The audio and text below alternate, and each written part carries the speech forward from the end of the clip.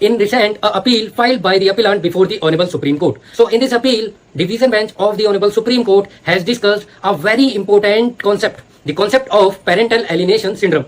Parental alienation syndrome is a syndrome whereby one parent who has the custody of the child promotes feeling of disaffection against the other parent in the mind of the child, which ultimately influences the preference of the child for one parent in the child custody case.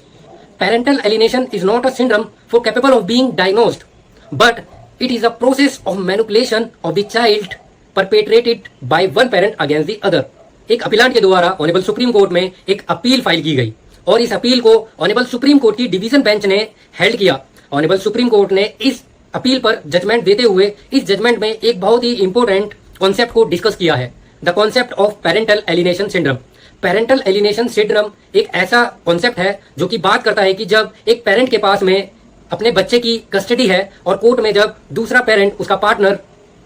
Child custody का case court में file कर देता है, तब उस case की proceeding में, trial में यह देखा जाता है कि चाइल्ड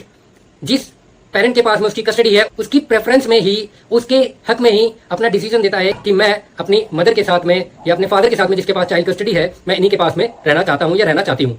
तो ऑनरेबल सुप्रीम कोर्ट ने इस जजमेंट को देते हुए, इस कॉन्सेप्ट को डिस्कस करते हुए इस जजमेंट में ट्रायल कोर्ट्स को